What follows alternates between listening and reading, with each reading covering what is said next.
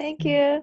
Yeah, so it's great to see you, everybody here again. I'm very sorry I kind of had to miss a lot of, positive and great things going on with this group, but unfortunately there are so many things going on at this point. But I'm very happy to be here and be able to present about myself. Yuko mentioned that the other night there was a career day for high school students at Yuko's son's and my daughter's high school. And I spoke about my dance. I'm visually impaired, I'm totally blind. And I spoke about my blindness and dance and how I came up to as a performing artist in New York. So I spoke about that day, and Yuko kind of get the idea from what I told, and she also asked me whether I can share this story in this women's success group as well, and I said sure. So just to start with, my whole project is called Dance Without Sight, and it's a dance project to think of the kind of dance for all abilities, and I offer dance workshops for both visually impaired and sighted individuals to search the movement without using any sight information, where we will open up the heart to heighten the sense of the remaining senses. So that's what I do. I did a lot of performance to advocate blind community, as well as I am developing the accessibilities for blind audience at the dance theaters by creating the verbal description and touching tour at the performance spaces. And those are very important area because of the fact that dance is so much believed that it is very visually oriented art form, where I feel like really so I'm kind of exploring this area as well. So with this pandemic point, like I kind of hear some questions about after this pandemic, how the world will be changed, and what's your vision, and how are you going to prepare for this change. But from my perspective, like maybe the world might change a little bit, but it's like not that much big difference, that in the fact that the people who is suffering is always the same group of people with disabilities, people who is a senior individuals, people who doesn't have the shelter, children, and the women. And those are also, I'm sorry, the racial minority groups and the lower income individuals and children. So those are really the thing I always care for, because no matter what happens, maybe some power shift might gonna happen. People who has money will change, but for those people who suffer, those community, those people never change. Their position never change. And it could change, like they might suffer more, as a matter of fact.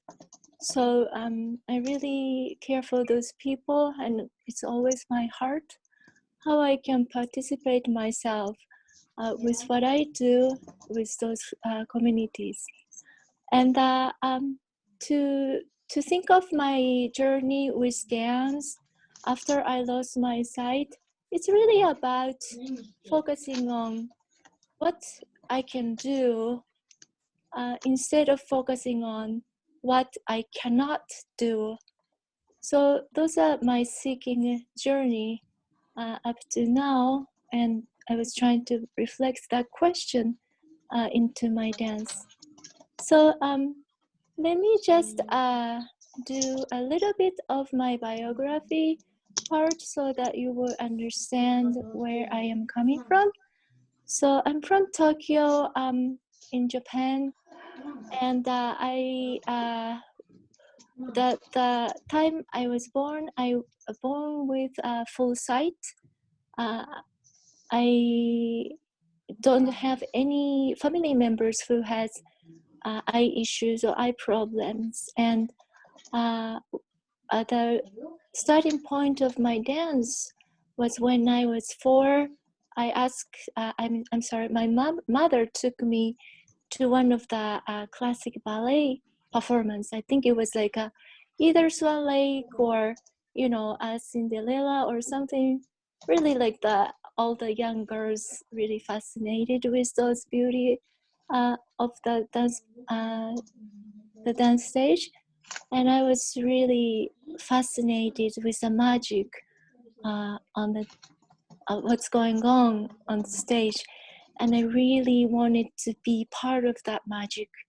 So I cried to my parents, and I begged my parents to let me go to the dance school, and my parents found a really nice local dance school for me, and that's when I started my dance journey.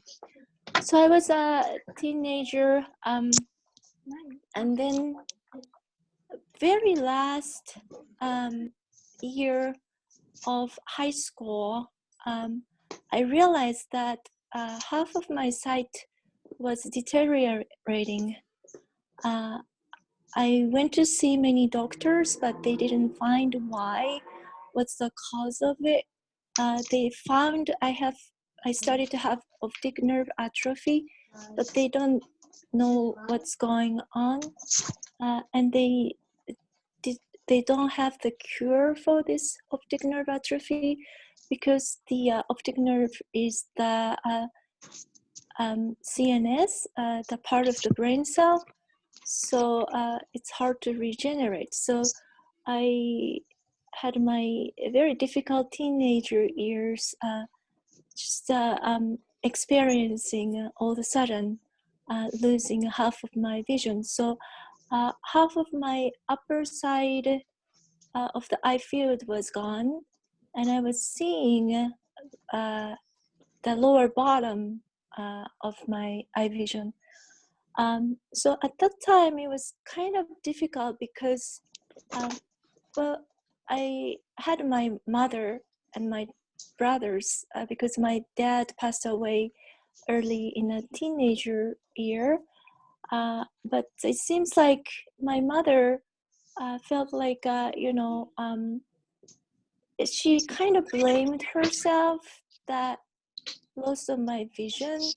Also, it's probably her generation, but she felt kind of stigma, as well as like maybe sense of shame, having a child in a family who is disability.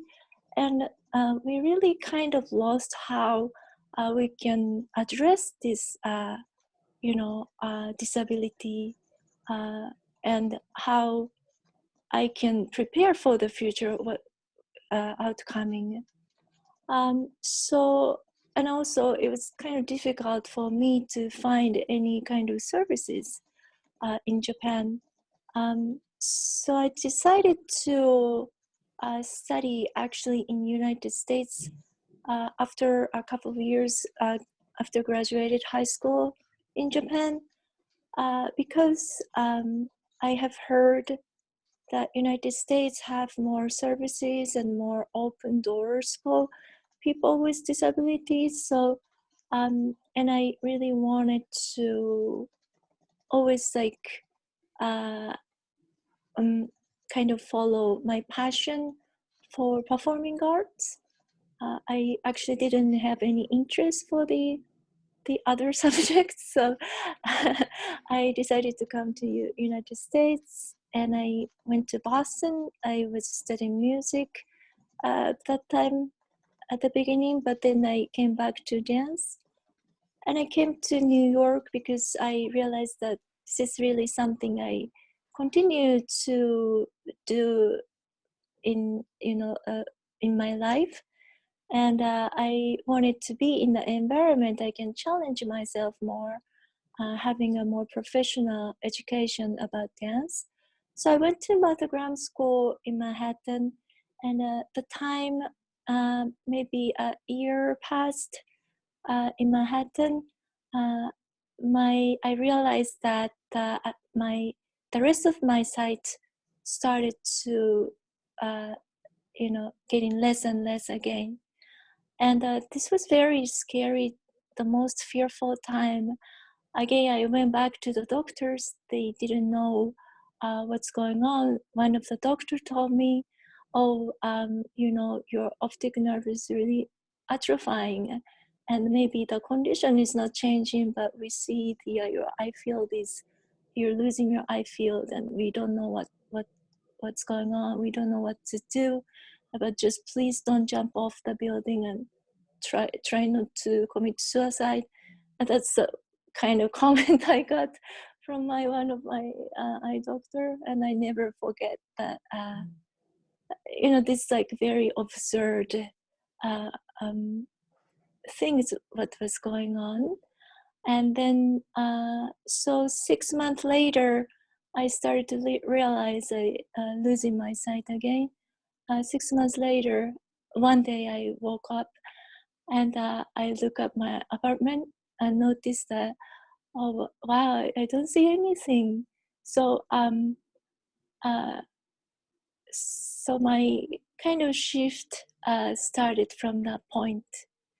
So many people ask me what it was like to losing my sight, and my answer is the time I was losing my sight was the most fearful period, because nobody knows what's going on. But I know yesterday I saw some objects, today I don't see it, tomorrow what else I will not see. So those like unknown area was very, very fearful. But the moment I lost my sight, it was kind of relief, because I don't have anything to lose anymore in terms of sight. So I can just change, I can just shift my life with this new chapter of my life. And then that's really kind of everything started. I never give up the idea that I cannot dance. I always had my dance shoes in my backpack, and that was kind of my lucky charm that I can dance again. So I told about this to one of my dancer friends, and she kind of touched with my passion to dance, and we figured out how we can go back to dance class again. And I realized that if I touch my friend's body and feel how she moves, if I memorize it right away, I can take the dance class together with her. So that was really the way I went back to dance field. And 6 months later, after I lost my sight, I was choreographing and I was dancing on the stage at the sound dance in Lower Manhattan that time.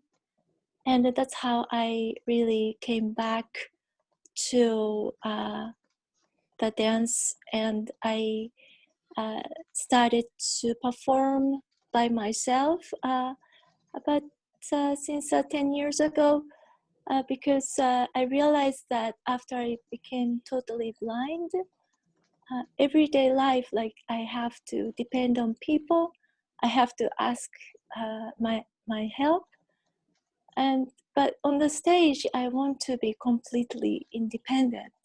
I wanted to find the way I can be totally independent. I can decide everything.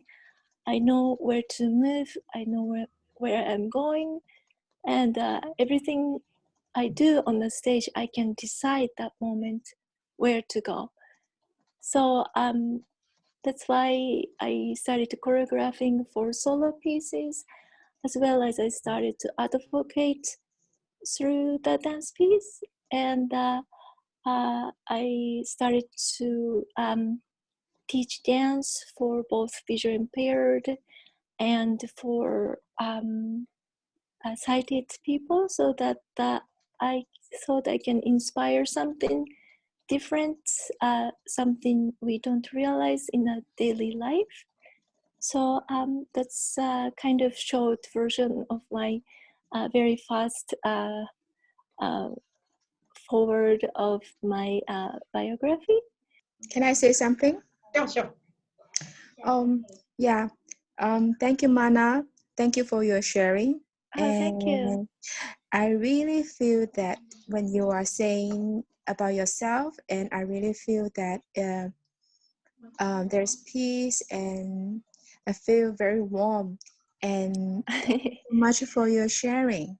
Thank you so much. Oh, thank you for listening. Thank you. Yeah. I'm sorry, I'm kind of concerned about the time. So Yuko-san, if you want to share some of the picture of my teaching for visually impaired kids, and I was also teaching learning disability children. Maybe people can kind of see what's going on. Yeah, I did share. Oh, great. Once Great. again. Yeah. She was a teacher here. Yeah. And also this one. Yeah, there were a lot of people listening to your talk, speech. Because, you Yeah, are. that's probably the visually impaired children. Yeah, I just want to also share just my favorite story. Yuko, you already heard about this at the career day, but it's really powerful from my experience. So I spoke about the to focus on what I can do, and this is one of the story. It really answered my question, and it was very rewarding experience. Is that so I was teaching the visually impaired group. You can see on the picture that it's kind of like my lecturing. So I let them to touch my body, and I was showing my choreography. And after that workshop, one of the participants, she's maybe somewhere like a 40 years old, 50 years old, came and gave me really nice feedback. And she said that, oh, Mana, I never seen dance in my life because I was born with blindness. But today, when I took your workshop, I was really felt your dance and felt the emotion, how you feel. And this is really first time in my life I wanted to practice dance, maybe in the living room alone. Maybe I will have my guide dog as one audience watching my dance, but I really wanted to start to practice dance. And that was first time for her to really feel what the dance is like. And that was the moment really I felt kind of connected with the society, connected with somebody, and really had a moment that the spirit of dance really transferred to somebody else. All my experience, all my passion to dance really transformed with somebody else. And that made my moment really alive. Beautiful image. Thank you. Thank you. I think having a Spanish-speaking people today, I initially thought, oh, that's a little hardship, or we have to struggle with, well, Zoraya is doing all the work. I'm not struggling. Wow, amazing. But, yeah, I thought it would be a little tough, but it actually it manifests this universality of a human being, because music or visual arts or the performing arts are like boundless. You know, you don't rely on the language, so you can be, Exactly. you know, different language speaking people, and they still feel, you know, they're together, and then, you know, we are facing same thing.